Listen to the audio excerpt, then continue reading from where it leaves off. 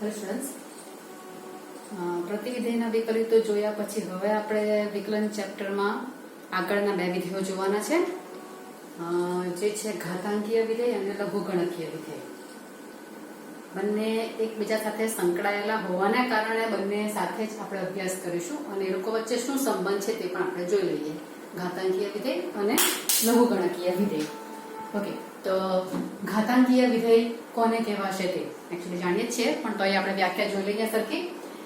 ઘાતાંકીય વિધેય એટલે જેનો આધાર b ગ્રેટર ધેન 1, અહીંયા આપણને જરૂરિયાત છે તે પ્રમાણે કામ કરીએ.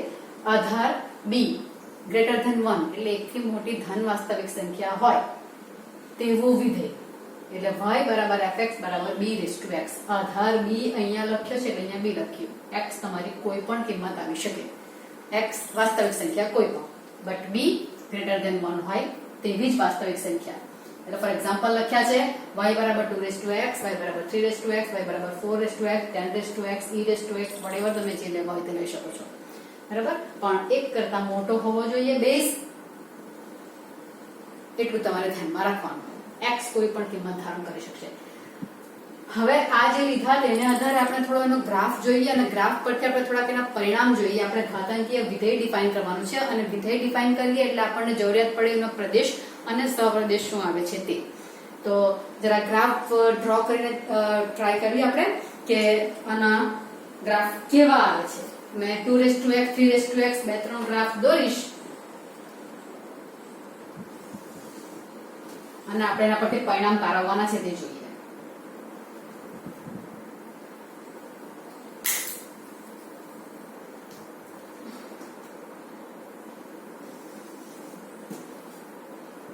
ઓકે,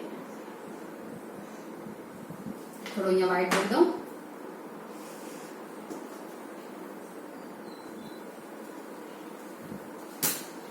ઓકે, તો y બરાબર 2 rays to x no graph. 2 rays to x no graph દોરવો હોય તો આપણે x તમારું ઇન્ડિપેન્ડન્ટ વેરીએબલ છે અને y તેના પર ડિપેન્ડન્ટ વેરીએબલ છે. એટલે x ની કિંમત હું જે ધારું તે લઈ શકું છું અત્યારે. એના અનુરૂપ મને y કયો મળશે તે. તો x ની કિંમત ફર્સ્ટ ઓફ ઓલ 0 લો અને 2 રેઝ ટુ 0 આપણે જાણીએ છીએ કે 1. અહીંયા કોષ્ટકની એમ જરૂરિયાત નથી, પણ તો થોડા પોઈન્ટના માટે એકમાં કોષ્ટક દોરું, બાકી બધામાં હું 2 પોઈન્ટ મેળવીશ એટલે વાંધો નહીં. આ x 0 તો y 1 આવશે. એટલે પહેલો પોઈન્ટ જે મારો આવવાનો છે તે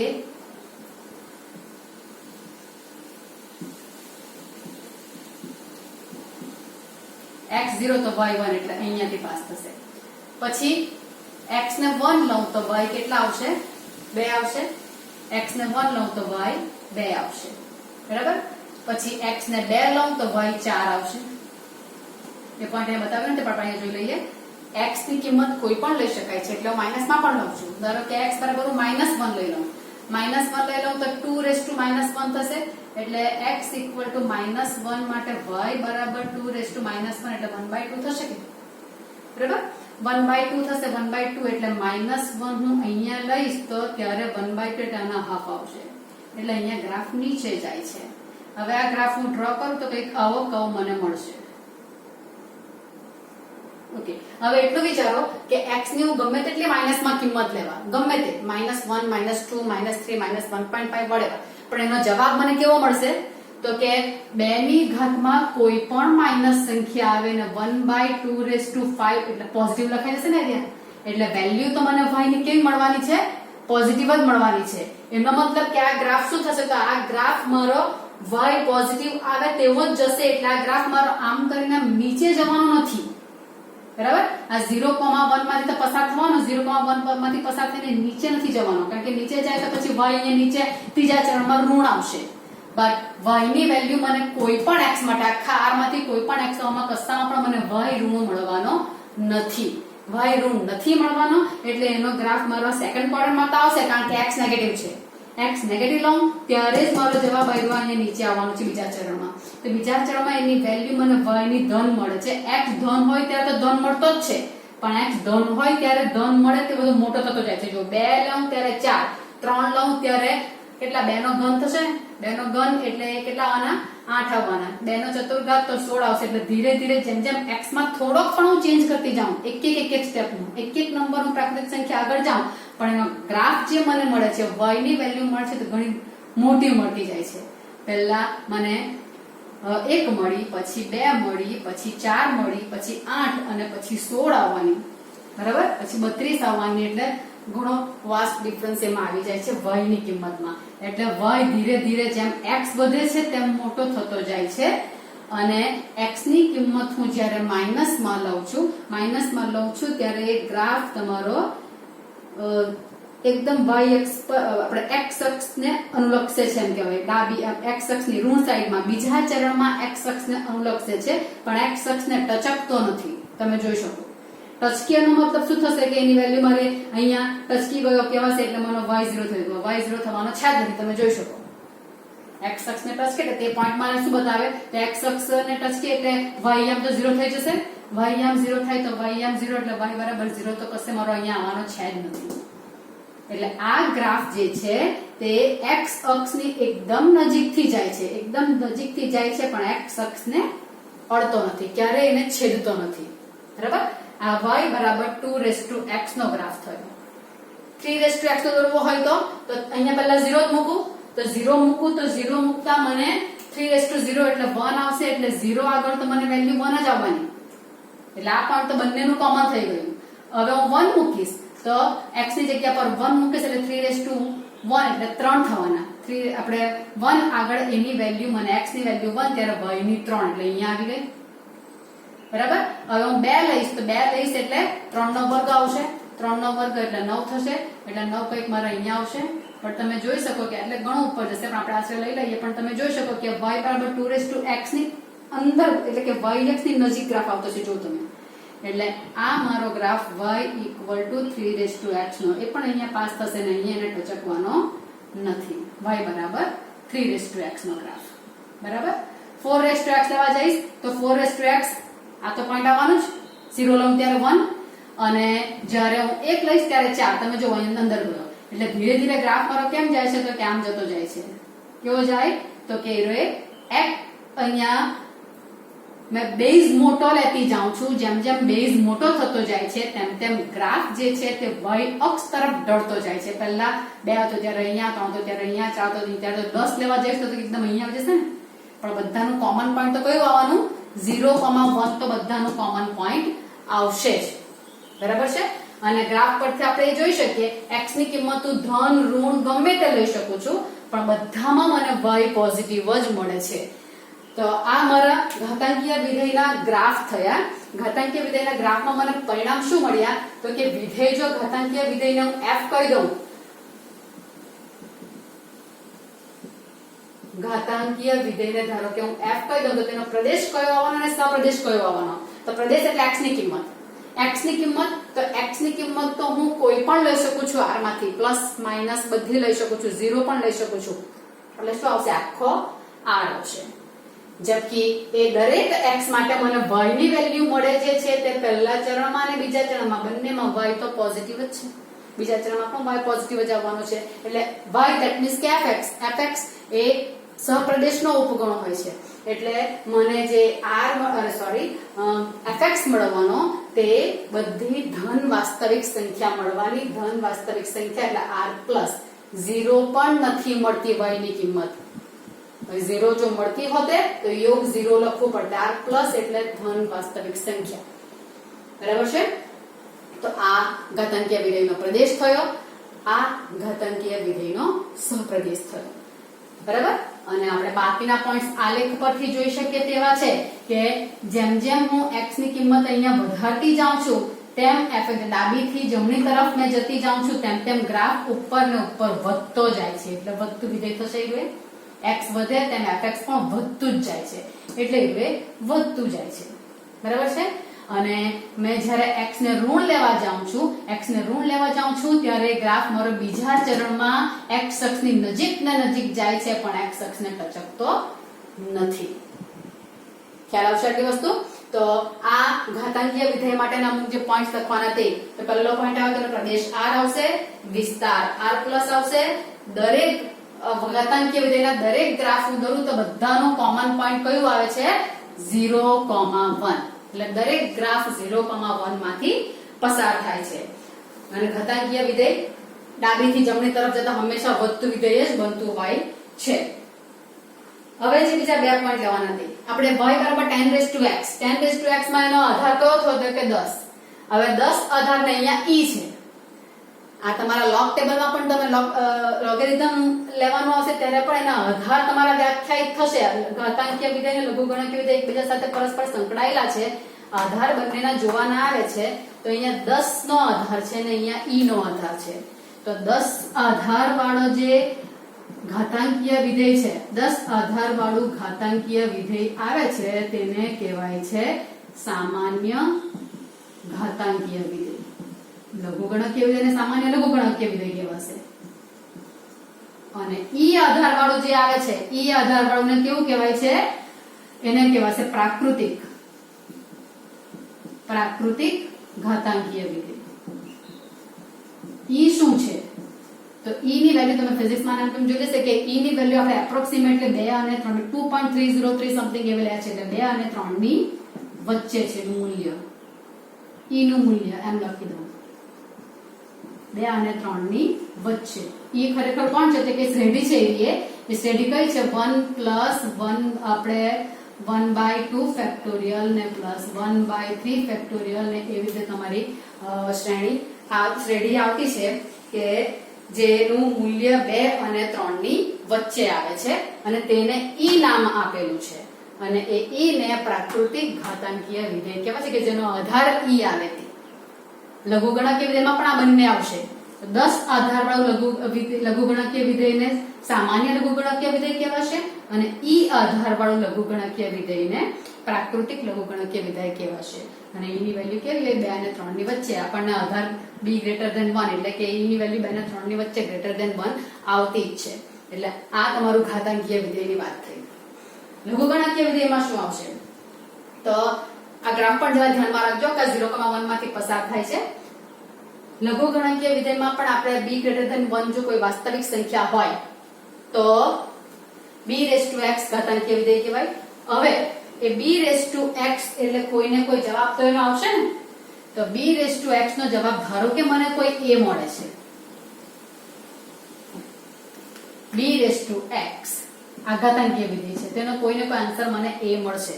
તો bx બરાબર a જો મળતું હોય તો અહીંયા આધાર b છે તો b આધાર વાળા a ના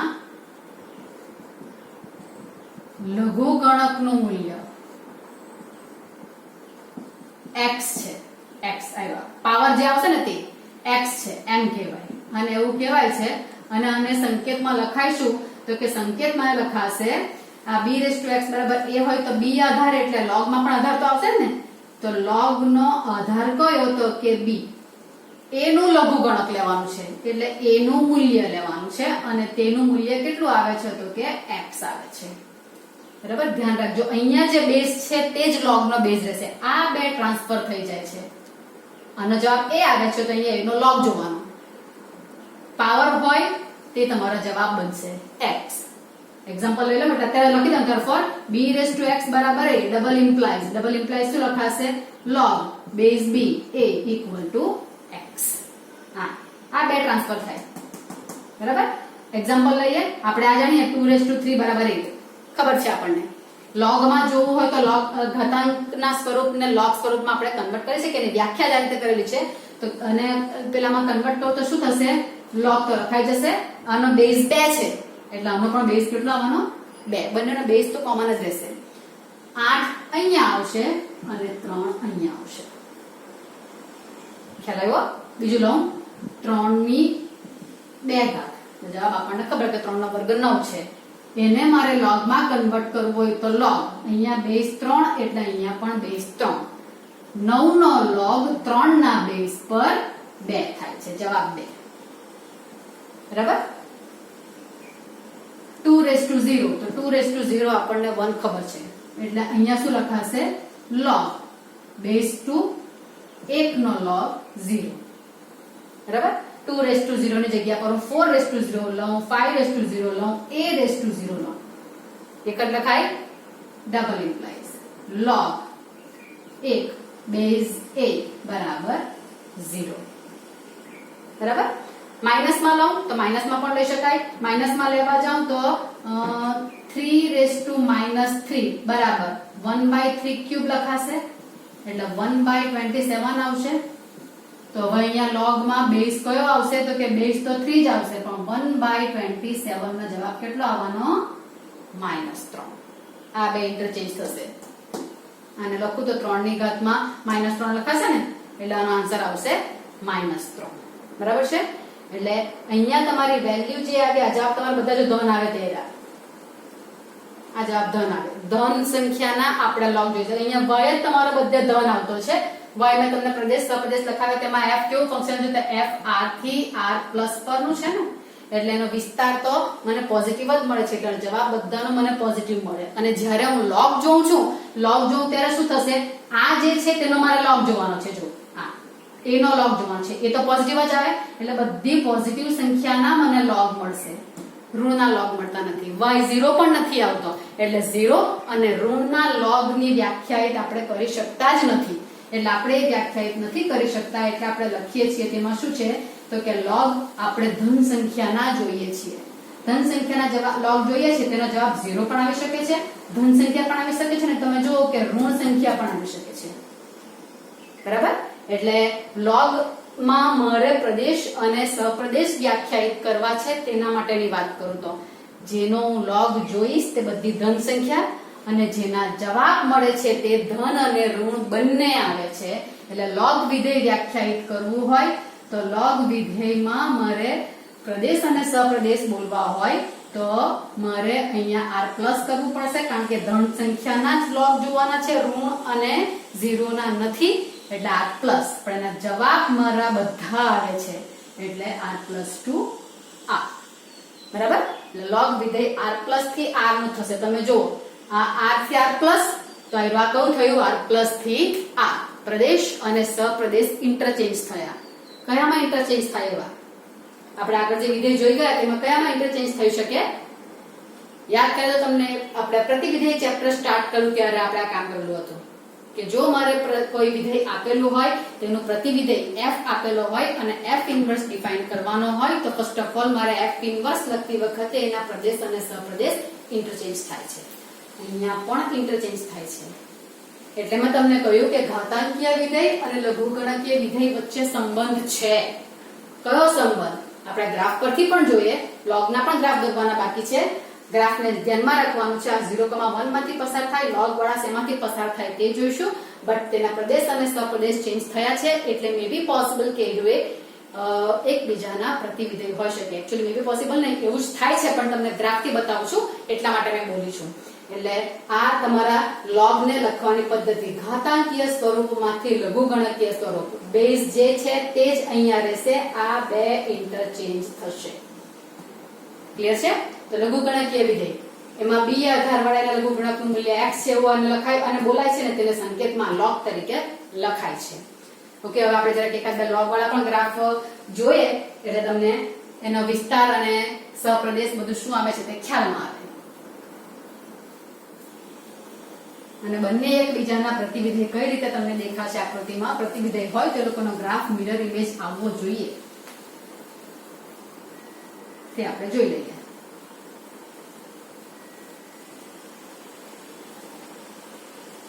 જો અહીંયા આપણે વિધેયની જ વાર્તા કરીએ છીએ. આપણે વિધેયનું વિકલન પણ લેવાનું છે એટલે તે પ્રમાણે આગળ પછી એનું વિકલન પણ મેળવીશું.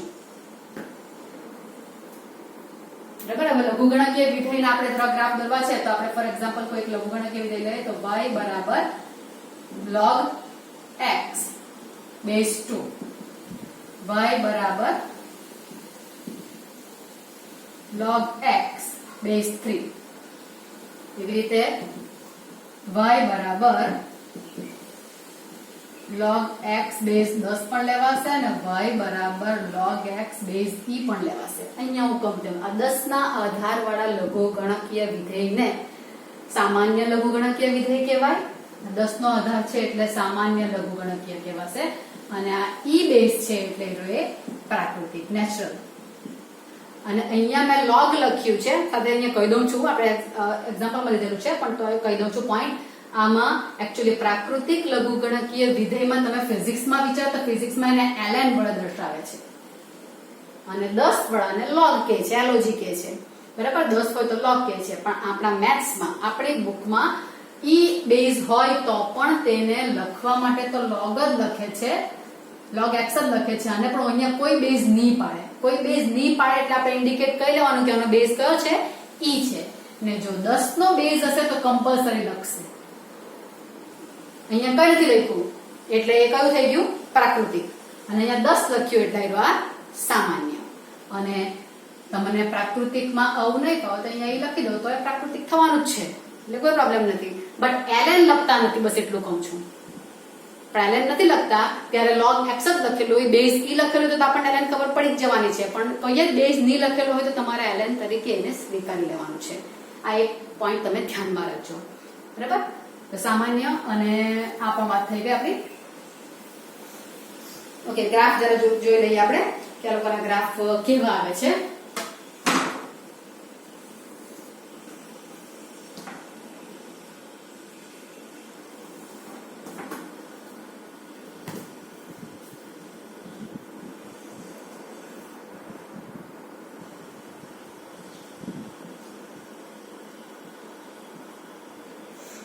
ચાલો પહેલું x ની કિંમત 2x પાડો તમે કોષ્ટક લો તો આપણને કોઈ મને વાંધો નથી. x બરાબર 1 લો, x બરાબર 1 લો એટલે log 1 થશે. અને આપણે પછી એક્ઝામ્પલમાં જોઈએ કે log 1 કેવા થાય છે, 0 થાય છે, કારણ કે આવ્યા log x બેઝ 2. આ જે છે તેને મારે આ 2x પણ લખાય તો ખરું ને, બરાબર? એટલે x ની કિંમત માટે 2 તમારું 1 થશે તે પ્રમાણે લખાશે. એટલે અહીંયા હું x ની કિંમત અહીંયા મૂકું, જેટલું આપણને ફટાફટ આપણે તેટલા જ લઉં છું. આવ્યા x ની કિંમત 1 ત્યારે y log 1 0 થશે, એટલે આ પોઈન્ટ આવ્યો x 1 ત્યારે y 0. x અહીંયા 2 નો બેઝ છે ત્યારે હું 2 લઉં, પછી 2 નો વર્ગ, 2 નો ઘન એવું લઉં તો મને તરત વેલ્યુ મળશે. બરાબર?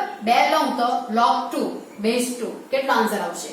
જો ના સમજ પડે તો આપણે અત્યારે b⁻x બરાબર a લખ્યું એટલે આપણે આને શું લખીએ છીએ, log b base b a નો log બરાબર x આવું લખીએ છીએ.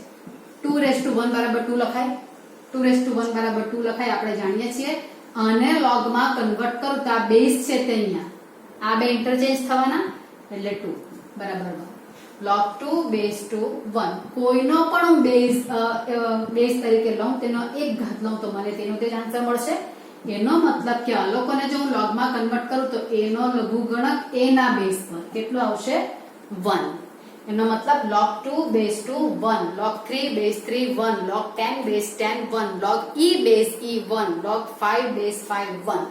આ બે જેનો log જોવાનો તે અને તેનો આધાર બંને ઇક્વલ આવે તો એનો આન્સર હંમેશા કેટલો આવે છે, 1 આવે છે. એટલે અહીંયા મારે જે કામ કરવાનું છે તે 2 લખીશ એટલે log 2 બેઝ 2 એટલે એનો આન્સર કેટલો આવશે તો કે 1 આવશે. બરાબર છે? ચાલો હવે હું એનો 0 ને 1 ની વચ્ચે પોઈન્ટ લેવા જઈશ. ધારો કે એટલે ગ્રાફ કામ થવાનો ને હવે 2 ની હવે 3 લેવા જાઉં તો 3 બેઝ 2 તો મને ખબર નથી કે 3 નો log 2 ના આધાર પર આપણી પાસે જે લઘુગણક કોષ્ટક છે તે 10 ના આધારનું છે. અહીંયા મને 2 નો આધાર છે એટલે એમાં નહીં જોવાનું મળે. 3 નો લઘુગણક 2 ના આધાર પર મને નથી વેલ્યુ મળતી, પણ 3 ની જગ્યા પર 4 લઉં તો પછી અહીંયા આ 2 નો વર્ગ લખાય કે 2 નો વર્ગ લખાશે. એ 2 તમારા લઘુગણકીય નિયમ તમને જોઈશું પણ તમને આપી ગયેલા છે. 2 આગળ આવશે તો log 2 બેઝ 2 * 2 એટલે એનો જવાબ કેટલો આવશે, 2 આવશે. એટલે 2 નો વર્ગ લઉં તો 2 આવે, 2 નો ઘન લઉં તો 3 આવે, 2 નો ચતુર્ઘાત લઉં તો જવાબ કેટલો આવશે, 4 આવશે જો આધાર 2 હશે તો. એટલે અહીંયા 4 હશે ત્યારે એનો જવાબ કેટલો આવશે તો કે 2 આવશે. એટલે ગ્રાફ ઉપર જાય છે ને, જેમ જેમ x વધતો જાય છે તેમ તેમ ગ્રાફ ઉપર જાય છે એટલે એનો ગ્રાફ મારો કંઈક આવો આવશે. અહીંયાથી શું આ બાજુ જશે, ત્રીજા ચરણમાં જશે કે કેમ તે જોવું છે. તો તે જોવા માટે શું થશે તો તે 0 અને 1 ની વચ્ચે હું પોઈન્ટ લઈશ.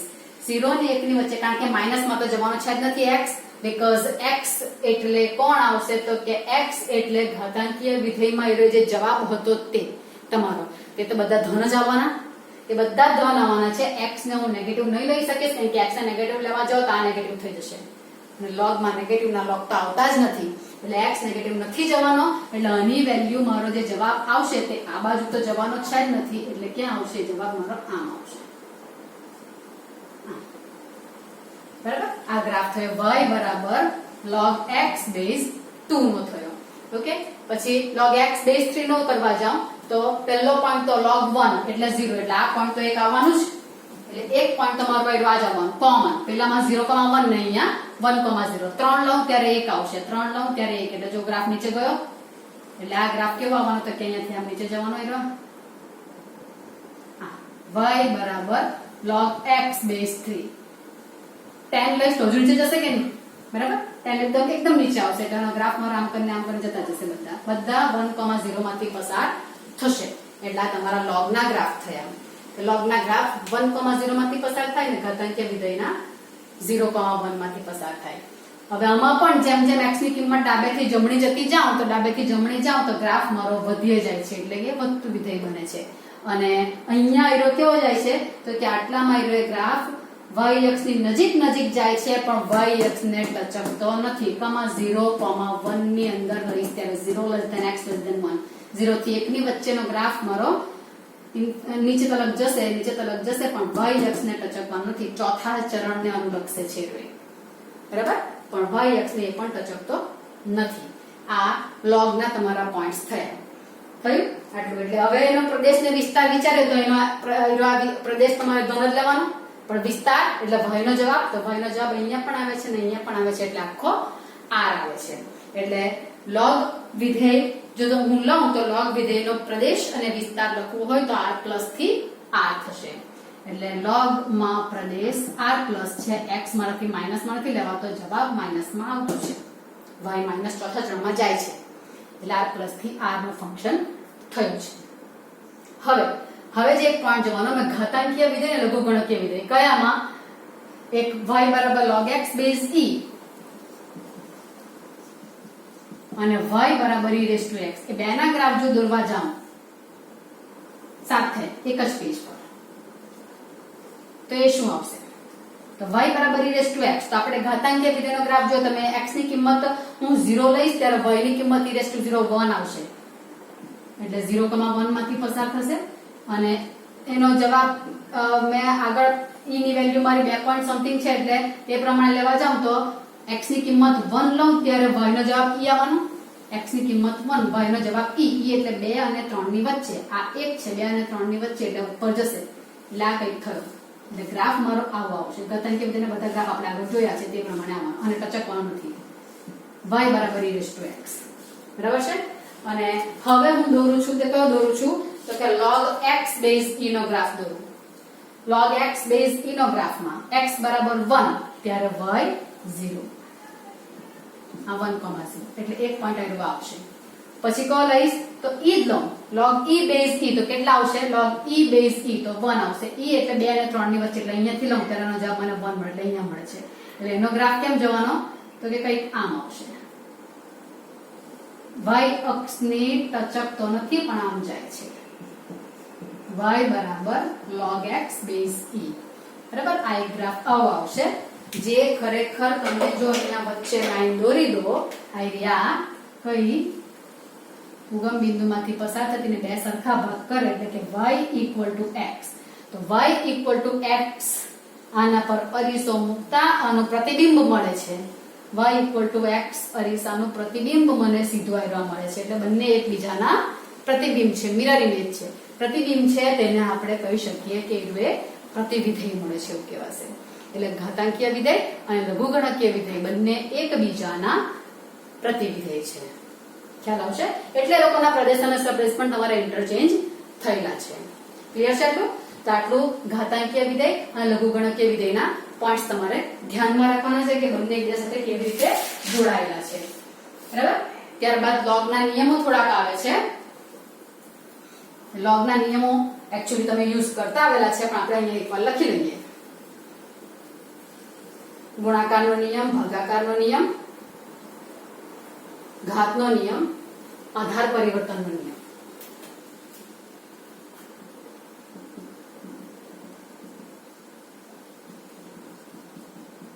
આધાર પરિવર્તનનો નિયમ log x બેઝ y. આધારને બદલવાનો છે. આધારને બદલવા માટે બે પદ્ધતિ, એક તો ઉપર લખાય log, નીચે લખું તો આ બે ઇન્ટરચેન્જ કરવાના y બેઝ x, અથવા તો કોઈ મારે આવો x ને y સિવાયનો જ કોઈ બીજો મને આધાર જોઈતો છે કોઈ પણ, તો log x, ધારો કે મને બેઝ e જોઈએ તો ઉપર જેનો log જોવાનો તેનો બેઝ e છેદમાં અહીંયા જે બેઝ છે y તેનો પણ બેઝ e આવું લખાય. અહીંયા e જ લખવું એવું જરૂર નથી, તમે આવું પણ લખી શકો છો log x બેઝ a, તો અહીંયા log y બેઝ a. કોઈ પણ આધાર તમે બંનેને આપી શકો છો. જેનો લઘુગણક જોવાનો તે અંશમાં અને જે આધાર હતો તે છેદમાં આવશે, પણ અહીંયા જે આધાર મૂકો તે બંનેમાં કોમન મૂકવાનો. આનો આપણને ઘણી બધી વાર ઉપયોગ આવશે આધાર પરિવર્તનનો, બરાબર. એટલે જનરલી આનો ઉપયોગ વધારે આમાં થોડો ઓછો આવે છે. પછી બીજો નિયમ જે છે તે log x * y ગુણાકારનો નિયમ. તેમાં શું લખી શકાય? log x plus log y, બરાબર. log x બંનેને log લાગે ને વચ્ચે પ્લસ આવે, આવું નથી લખાતું, ધ્યાન રાખજો. આમ હોય ત્યારે log xy નથી લખાતું, આ પ્લસ છે એટલે ગુણાકાર એવું નથી આવતું, એ ધ્યાન રાખજો. ઓકે, એટલે આવું નથી આવતું. x * y તો log x plus log y બંનેને સેપરેટ log લાગે. ભાગાકારમાં પણ same log x by y, તો શું લખાશે? log x minus log y. પણ log x minus y બરાબર log x by y એવું નથી લખાતું, બરાબર. એટલે log x minus log y. પછી આવે ઘાતનો નિયમ. ઘાતના નિયમમાં log x raised to 1, તો એ ઘાત જે છે તે આગળ ગુણાકારમાં આવી જશે અને અહીંયા લખાશે log x, બરાબર. આ log ના નિયમો થયા. હજુ બીજા એકાદ બે નિયમો આવે છે ઘાતાંકીય સાથે, તો કે ઘાતાંક e raised to log x base e. e ની ઘાતમાં લઘુગણકીય વિધેય હોય, એ બેઝ અને આ બેઝ બંને સરખા હોય તો જવાબ અહીંયા જે છે તે આવે છે. એનો મતલબ e ની જગ્યા પર હું a લઉં, log x બેઝ a, તો જવાબ x. 2 raised to log x base 2, તો x. 3 raised to log x base 3, તો x. આ બે સરખા હોવા જોઈએ, તો તેનો જવાબ x જ આવે છે પાછું. આ બધા ઝીણા ઝીણા પોઈન્ટ જે છે લઘુગણકના નિયમો તે ખાસ ધ્યાન કે log 1 નો log કોઈ પણ આધાર પર 0 આવે છે, બરાબર. જેનો log જોવાનો તે અને આધાર બંને ઇક્વલ હોય તો જવાબ 1 આવે છે, અને અહીંયા બે આધાર સરખા હોય તેની ઉપર લઘુગણક લાગેલું હોય તેના બે આધાર સરખા તેનો જવાબ x, જેનો log જોવાનો છે તે જ આવે છે. એટલે આ બધા નિયમોનો ઉપયોગ કરવા પડે. કોઈ પર અહીંયા બે પણ લાગેલું હોય, બે લાગેલું હોય તો આ ઘાતનો નિયમ છે, આ પોઈન્ટમાં છે, તો બે ને ઉપર લઈ જઈ શકો એટલે અહીંયા x વર્ગ થઈ જાય, તો આ જવાબ કેટલો આવશે? x વર્ગ આવી જાય. એ દાખલામાં તમને બતાવીશ કે કઈ રીતે આવે છે તે, બરાબર. અને ત્યારબાદ